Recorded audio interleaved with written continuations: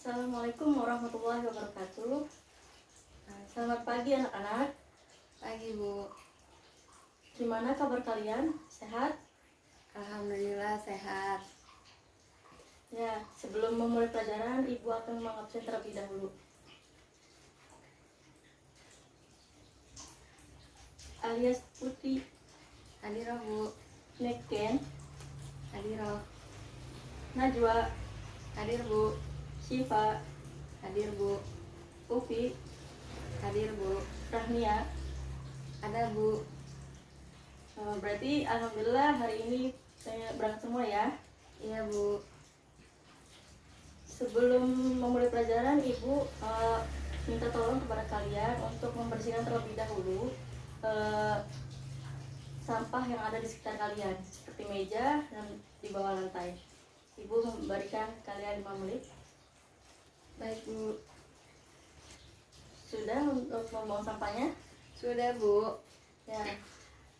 Untuk ketua kelas dipersilakan untuk memimpin doa. Berdoa mulai.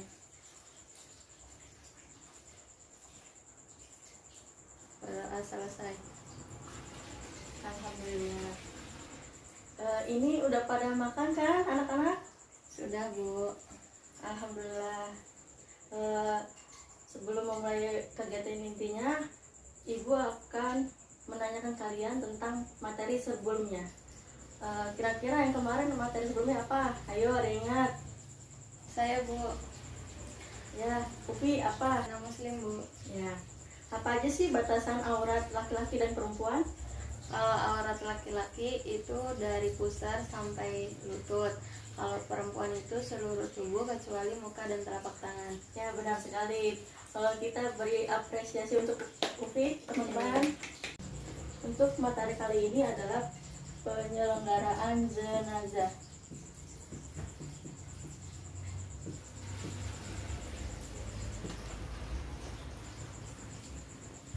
Nah, tujuan pembelajaran kali ini adalah agar kalian mampu mengetahui dan mempraktekkan tata cara penyelenggaraan jenazah. Apa aja sih penyelenggaraan jenazah itu? Yang pertama, memandikan jenazah.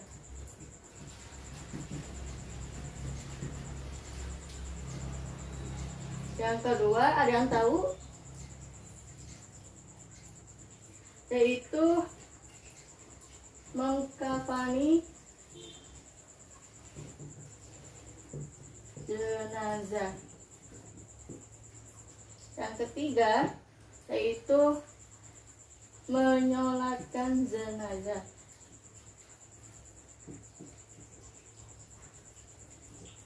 Yang keempat, yang terakhir yaitu menguburkan jenazah.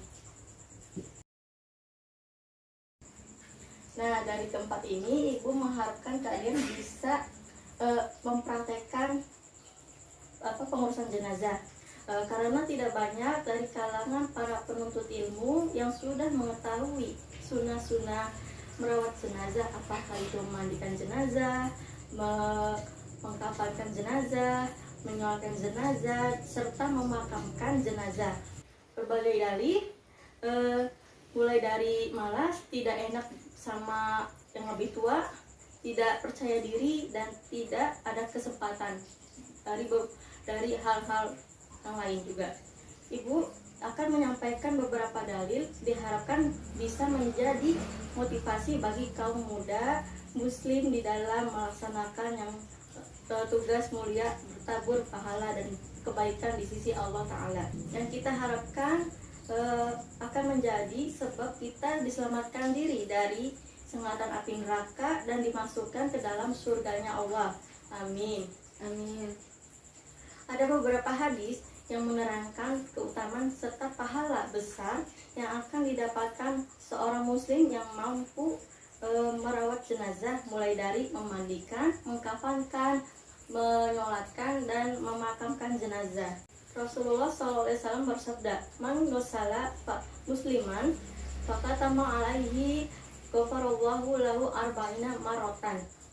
Waman hafarolahu fa'ajannahu ajra alaihi ka ajri maskani askanahu iyahu ila yaumil qiyamati wa man kafannahu kasahu Allahu yaumal qiyamati min sundusi wa istabroki jannati." Itu artinya barang siapa yang memandikan mayit lalu menyembunyikan aibnya, Allah akan mengampuni dengan 40 kali ampunan. Dan barang siapa yang menggali kuburnya untuknya, maka akan diberikan pahala baginya seperti pahala orang yang memberikan tempat tinggal hingga hari kiamat. Dan barang siapa mengkafani mayit, Allah akan mengkafaninya dengan sutra halus bludru dari surga di hari kiamat nanti. Allahu a'lam bishawab. Sampai sini paham anak-anak? Insya Allah paham, Bu. Nah, selanjutnya Ibu akan memberikan langkah-langkah pembelajaran materi hari ini. Jadi materi ini cukup berat ya anak-anak. Maka dari itu Ibu akan memberikan beberapa pertemuan. Siap dulu ya.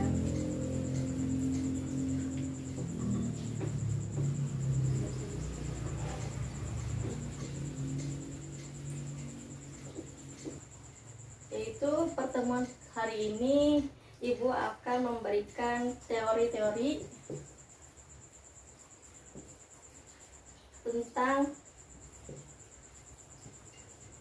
pelaksanaan jenazah. Maka dari itu Ibu nanti akan membagikan 4 kelompok kepada kalian. Yang kedua itu nanti Ibu akan memberikan tugas pada kalian untuk mencari bahan-bahan dan alat-alat tentang pengurusan jenazah. Itu buat nanti ya, buat beberapa pertemuan berikutnya. Yang ketiga itu Ibu akan memberikan tugas pada kalian yaitu tentang praktek tentang jenazah ya, tentang pelaksanaan jenazah. Nah, kenapa sih kita harus mempelajari materi tentang penyelenggaraan jenazah? Ada yang tahu? Saya, Bu. Ya, kamu Alia? Karena untuk lebih mengetahui bagaimana penyelenggaraan jenazah. Ya, benar. Karena setiap yang bernyawa itu pasti akan meninggal. Termasuk juga kita pasti akan meninggal. Dan selain itu kita adalah makhluk sosial dan membantu saudara-saudara kita sesama muslim apabila terkena musibah. Nah, sebelum proses kematian itu ada suatu peristiwa. Apa itu peristiwanya? Ada yang tahu? Saya, Bu. Ya, kamu Najwa. Kalau orang sebelum meninggal itu biasanya mengalami sakaratul maut, Bu. Ya, benar. Apa sih sakaratul maut itu? Sakaratul maut itu adalah suatu keadaan ketika roh akan berpisah dengan jasad. Inilah keadaan yang paling penting bagi manusia. Ketika seorang hamba di akhir hayatnya yang baik, maka kelak kita akan mendapatkan di kebahagiaan di akhirat juga. Amin. Amin. Sampai sini paham anak-anak? Insya Allah paham, Bu. Alhamdulillah. Nah, anak-anak, apa sih yang harus kita lakukan ketika kita menjumpai orang yang baru saja meninggal? Ada yang tahu? Itu yang pertama, menutup mata.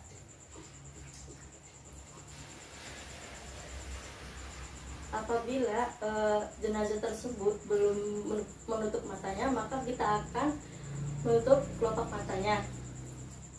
Nah, kenapa sih harus menutup mata? Karena mata kita akan mengarahkan kepada roh,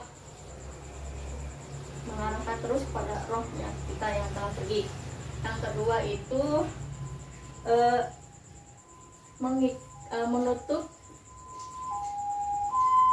menutup rahang atau mulut.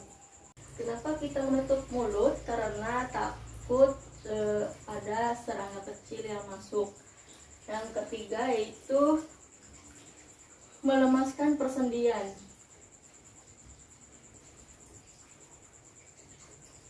Persendian jenazah. Guna untuk memudahkan ketika memandikan atau mengkafani jenazah. Yang kelima itu, yang keempat itu melepaskan pakaian.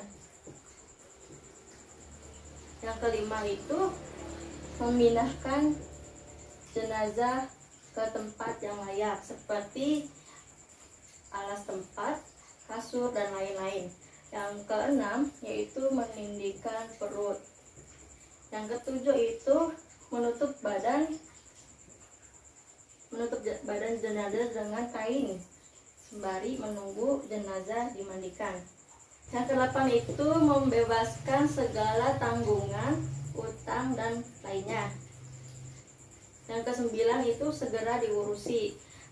Mengurus jenazah perlu dilakukan segera mungkin. Rasulullah menganjurkan untuk tidak menunda-nunda agar jenazah dimandikan dan dikafani, disolat, dan dikuburkan. Hal ini sebagaimana sabda Rasulullah SAW bersabda, "Ya Ali, la tu'akhirhunna as-salatu iza atat wal janazatu iza hadarat wal ayyimu iza fajatu kufuan."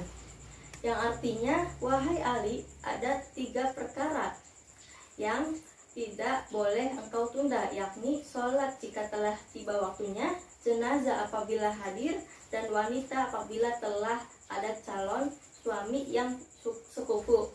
Hadis riwayat Tirmizi. Nah, jadi pengurusan jenazah ini tidak boleh ditunda-tunda kecuali ada uzur syar'i seperti menunggu visum dari dokter dan lain-lain. Sampai di sini paham anak-anak? Nah, kemudian untuk memudahkan pembelajaran kali ini, Ibu akan membagikan 4 kelompok. Ya, dihitung ya. 1, 2, 3, 4. 1, 2, 3, 4. 1, 2, 3, 4. Nah, kelompok 1 nanti itu materi tentang memandikan jenazah. Yang kedua, kelompok 2 ini tentang mengkafani jenazah. Yang ketiga tentang menyolatkan jenazah. Yang keempat yaitu tentang menguburkan jenazah. Nah, Ibu memberi waktu 20 menit cukup ya. Jika sudah, Ibu memberi waktu tiap kelompok untuk mempresentasikan hasil diskusi kalian, dan kelompok lain boleh memberikan tanggapan atau pertanyaan. Baik, silahkan untuk berdiskusi.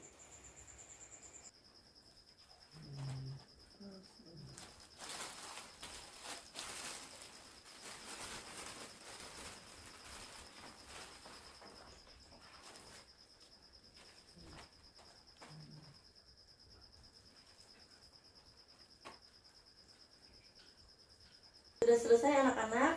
Baik, jika sudah, maka sekarang waktunya presentasi dari kelompok 1, yaitu perwakilannya saja ya. Mari maju perwakilan dari kelompok 1 untuk mempresentasikan tata cara memandikan jenazah.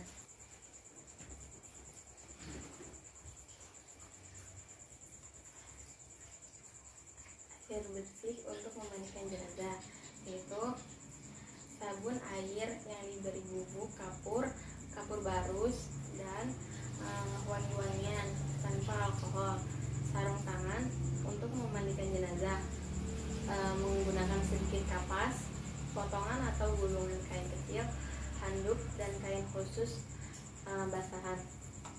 Udah Bu? Ya. Kita beri apresiasi untuk kelompok 1 ya.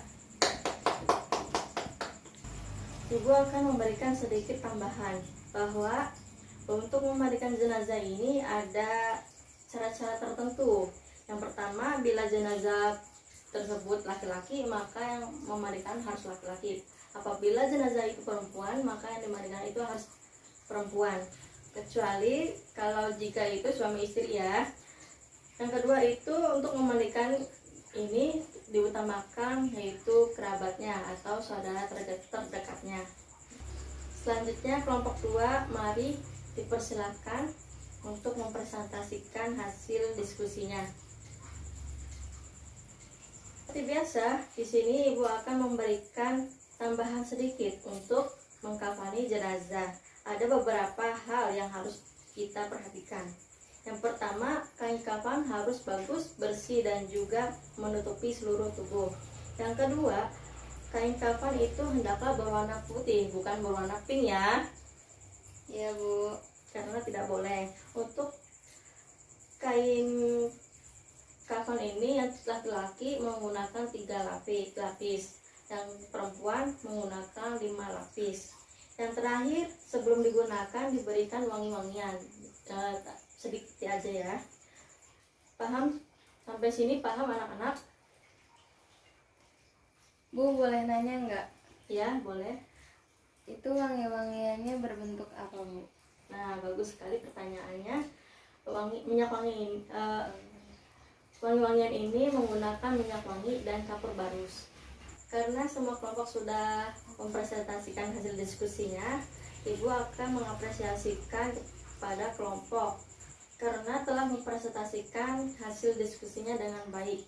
Tapi ibu akan memilih salah satu dari kelompok yang presentasinya bagus dan jelas ya. Ibu akan mengapresiasikan kepada kelompok 1. Silakan perwakilannya untuk maju ke depan.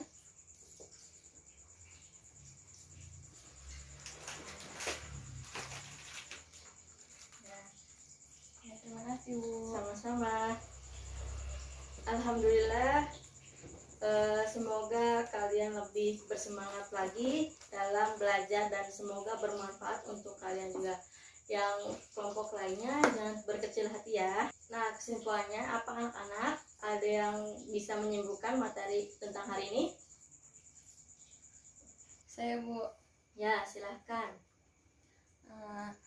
Kita sebagai muslim itu wajib untuk menyelenggarakan jenazah, yaitu seperti apa yang kita pelajari hari ini, yaitu dengan memandikan, mengkafani, menyolatkan, dan memakamkan jenazah dengan sesegera mungkin.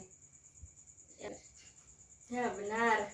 Kesimpulannya adalah mengurus jenazah itu hukumnya fardu kifayah. Jadi apabila kita melihat saudara kita yang terkena musibah atau meninggal dunia, maka kita sebagai seorang muslim harus melaksanakan kewajiban kita, yaitu mengurusnya dengan sebaik-baiknya.